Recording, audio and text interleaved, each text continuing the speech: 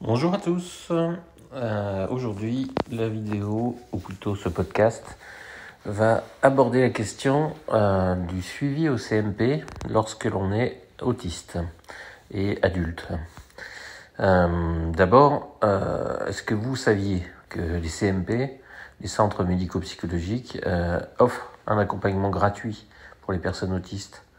Moi, personnellement, je ne le savais pas, ou en tout cas, je ne savais pas exactement ce que ça recouvrait. Donc je vais vous parler des avantages d'être suivi au CMP quand on est autiste, comment ça fonctionne, pourquoi c'est une aide qui peut être intéressante, et je vais aussi aborder évidemment les limites du suivi qui peut être proposé dans un CMP en vous parlant de mon expérience personnelle et donc avec forcément les limites que ça emporte. C'est-à-dire que mon CMP, c'est pas forcément le vôtre ou celui de votre secteur. C'est le CMP d'une petite ville de province, en ce qui me concerne. Donc ça peut vous aider à savoir si c'est quelque chose qui pourrait vous être utile ou pas dans votre parcours de vie. Alors un CMP, c'est quoi ? C'est une structure publique, le centre médico-psychologique, qui propose des soins, qui propose du suivi psychologique notamment, gratuit pour les personnes qui en ont besoin. Donc c'est un service qui est accessible à tous sans aucune avance de frais, c'est entièrement pris en charge. Je dirais la difficulté, c'est que pour y accéder, vu qu'il y a une très très longue liste d'attente, il faut avoir un dossier solide. Alors malheureusement pour vous, vous aurez un accès facile et rapide si vous avez un dossier très lourd. En gros, plus vous avez de difficultés et plus vous avez de suivis médicaux déjà antérieurs pour des difficultés quelconques, dépression ou autre, plus ça ira vite. Moi, en ce qui me concerne, j'ai attendu à peu près 6 mois pour pouvoir accéder au premier rendez-vous d'évaluation, pour savoir s'ils allaient me prendre. Et après le rendez-vous d'évaluation, j'ai attendu à peu près 3 mois pour avoir un premier rendez-vous de soins. Voilà, sachant que j'ai un dossier très très lourd. Donc ça peut être beaucoup plus long. Selon votre difficulté personnelle, ça peut être beaucoup plus rapide si vous arrivez par les urgences par exemple. Pourquoi c'est intéressant à mon avis de se faire suivre au CMP en tant qu'autiste ? Alors le CMP, sa vocation, c'est pas d'établir un diagnostic. Sa vocation, c'est de proposer de l'aide à quelqu'un qui est déjà diagnostiqué. Donc c'est déjà un préalable, il faut être diagnostiqué ou avoir des difficultés très importantes. Mais dans ce cas-là, vous serez traité pour les difficultés sans partir du principe que vous êtes autiste, évidemment, puisqu'ils ne poseront pas le diagnostic eux-mêmes. C'est un accompagnement qui est pluridisciplinaire, donc vous avez accès à plusieurs professionnels, vous avez accès à des psychologues, à des psychiatres, à des éducateurs spécialisés, des orthophonistes, des psychomotriciens, des diététiciens, des infirmiers spécialisés. Bref, et tous ces gens-là se parlent chez moi toutes les semaines. Ils se réunissent en équipe pluridisciplinaire pour faire le point des dossiers des patients. Ce qui fait que c'est intéressant parce que plutôt que de voir des professionnels en libéral, non seulement c'est gratuit à contrario du libéral, mais en plus ces gens-là se parlent, ce qui n'existe pas ou peu en libéral. Donc c'est quand même très intéressant. Il y a un suivi aussi régulier, c'est-à-dire que moi, en ce qui me concerne, j'ai un suivi avec le psychiatre de manière trimestrielle, avec entre 2 rendez-vous, donc tous les mois et demi à peu près, un point téléphonique de quelques minutes, et un suivi psychologue tous les mois, une séance par mois, une séance d'1 heure par mois. Alors c'est pas très fréquent, ça pourrait être plus, ça serait mieux, mais ça c'est pas possible du fait des listes d'attente. Par contre, c'est un rendez-vous d'1 heure, donc on a quand même le temps d'aborder plein de choses, c'est intéressant. Et puis là, je vais avoir un rendez-vous avec la diététicienne du CMP, Donc voilà, pour aller explorer aussi des choses là-dessus, notamment sur le microbiote. Donc voilà, des trucs vraiment, vraiment intéressants. Et le médecin, le psychiatre qui me suit m'a également orienté vers un organisme de type SAMHSA. Donc l'avantage, c'est que d'abord, c'est lui qui m'a dit que ça existait, parce que je l'ignorais dans mon secteur. C'est lui qui va me faire la lettre pour la MDPH, parce que ça nécessite une orientation MDPH, que j'ai pas évidemment, puisque je l'ai pas demandé, puisque je savais pas que ça existait. Et évidemment, c'est pas la MDPH qui va me le proposer, hein. Je sais pas à quoi ils servent, mais en tout cas pas à ça. Donc il va me faire la lettre, il faut que moi je fasse le dossier de mon côté pour demander l'orientation et pour être orienté vers le SAMHSA. Je ferai une vidéo là-dessus à l'occasion quand j'aurai commencé le suivi SAMHSA. Et ils peuvent également vous orienter au CMP vers une assistante sociale, c'est dans le même bâtiment chez moi, donc je sais pas si c'est partout pareil, sans doute non, mais en tout cas il y a des liens qui sont faits avec les services sociaux et qui peuvent vous aider aussi pour les prestations sociales type AAH ou autre. Alors après les limites, donc le temps d'attente, ça j'en ai déjà parlé, et les ressources limitées, c'est-à-dire que la surcharge, une fois que vous êtes dedans, bah voilà, ça limite la fréquence des rendez-vous.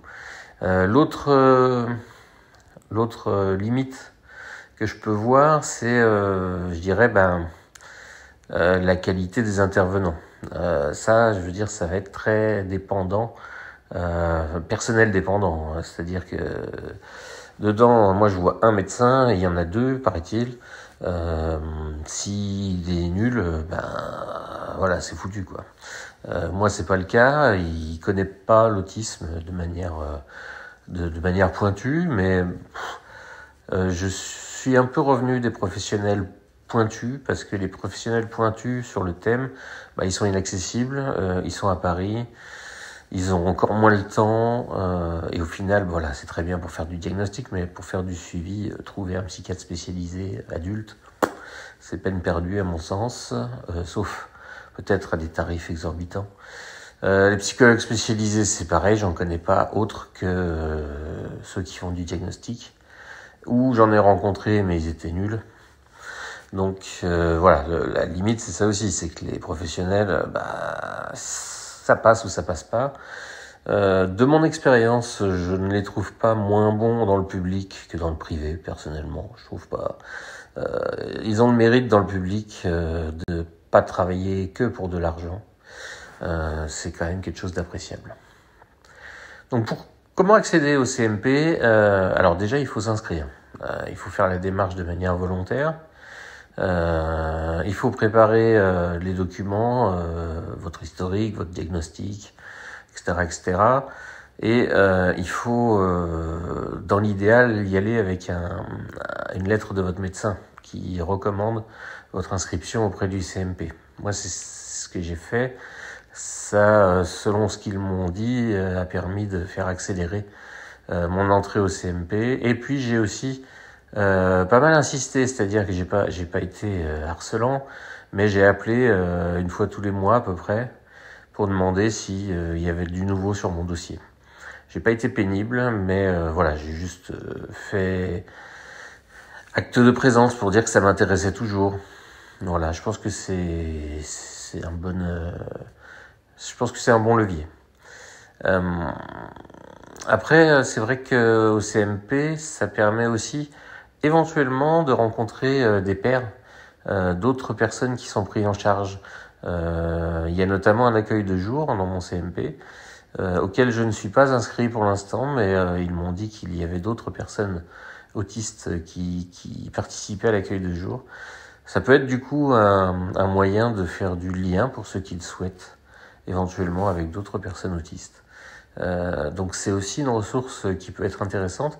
Et ils m'ont parlé aussi de groupes, de séances de groupe qui pourraient être éventuellement organisées en fonction des volontés et de l'appréciation du médecin. Donc c'est aussi quelque chose qui peut être intéressant, pas pour tout le monde, mais en tout cas qui peut être proposé. Voilà, en tout cas, l'avantage aussi, c'est la prescription. C'est-à-dire que le médecin, non seulement il vous suit, mais il vous prend en charge aussi votre prescription médicale. C'est-à-dire, moi, tout ce qui m'était prescrit auparavant par mon médecin traitant, c'est maintenant prescrit par mon psychiatre du CMP. Alors, l'avantage déjà, c'est que la prescription est plus longue en ce qui me concerne. Bon, je le vois tous les 3 mois malgré tout, donc il me renouvelle tous les 3 mois. Mais j'imagine que si à un moment donné les séances sont plus espacées, j'aurai une ordonnance plus longue que chez le généraliste en tout cas. Il y a certains traitements qui sont délivrés par des psychiatres pour des durées longues, qui ne peuvent être prescrites par des généralistes pour une durée longue. C'est le cas pour ce qui me concerne, donc du coup, mon généraliste, je devais le voir régulièrement. Parce que la loi lui permet pas de faire une ordonnance de plus de 3 mois voilà, pour ce médicament, alors qu'un psychiatre, il peut aller jusqu'à 1 an. L'avantage aussi de la prescription par le psychiatre, moi, de ce que j'en pense en tout cas, c'est le poids aussi dans votre dossier médical, notamment vers la médecine du travail. Pour moi, quand vous allez voir la médecine du travail pour quelconque raison, aménagement ou autre par exemple, je vois que c'est toujours ça paraît plus sérieux quand vous êtes pris en charge pour votre autisme par un psychiatre que par un médecin généraliste. Voilà, c'est à tort ou à raison, hein. Mais en tout cas, c'est quelque chose que j'ai constaté. Voilà à peu près pour tout ce qui concerne le CMP. Donc pour moi en fait, parce que quand même pour vous donner un ressenti, une expérience très positive, parce que jusqu'alors j'ai jamais connu ça. La seule prise en charge pluridisciplinaire que j'ai connue, c'était juste après mon diagnostic, où j'ai continué à être suivi par la neuropsychologue et la psychiatre qui m'avait suivi. Mais je vous raconte pas le budget. Je crois que j'étais à 80 € la séance de psychologue et 120 € la séance de psychiatre à chaque fois. Donc forcément, c'était très espacé, parce que mon budget me permettait pas de les voir autant que je voulais. Et puis il y avait aussi de la distance. Il y avait, voilà, enfin c'était pas la même qualité aussi. C'était un suivi pluridisciplinaire par 2 personnes. Là, on est vraiment sur une équipe élargie. Alors pour l'instant, je vois que 2 personnes, bientôt 3. Mais potentiellement, il y a de la ressource. On est quand même sur un CMP, c'est adossé à un centre hospitalier. Donc il y a quand même de la ressource. Et si jamais un jour, pour X raisons, je dois finir aux urgences psychiatriques, ils auront mon dossier, le médecin travaille dans l'hôpital. Je veux dire, c'est quand même, au long cours, je trouve, beaucoup plus intéressant d'être pris en charge au CMP que dans le privé. Sauf à ce que, évidemment, vous ayez trouvé la perle dans le privé et que du coup, évidemment, il faut pas vous en détacher. Mais moi, personnellement, n'ayant pas trouvé chaussure à mon pied dans le privé, je me suis tourné vers le CMP en dernière instance, en n'y croyant pas du tout. Et finalement, j'ai trouvé, pour l'instant, une qualité de prise en charge meilleure que ce que j'avais trouvé dans le privé. Avec tous les avantages que je viens de citer, et pas des moindres, la gratuité, quand même. Donc voilà ce que je voulais vous dire. Moi, je vous encourage à vous rapprocher de votre CMP si vous êtes un peu en errance en termes de suivi médical, de toutes les comorbidités qui entourent l'autisme. Parce qu'évidemment, moi, ils me soignent pas mon autisme, c'est évident. Ce qu'ils essayent de me soigner, c'est la dépression, l'anxiété, l'hyperphagie, enfin bref, tout ce qui peut découler du fait de vivre dans un contexte non adapté, c'est-à-dire notre planète Terre. Voilà, c'est tout ce que j'avais à dire. Je vous remercie pour votre écoute. N'hésitez pas à liker, à partager, à vous abonner. Ça fait plaisir, ça donne envie de continuer. Je vous remercie beaucoup et je vous dis à bientôt.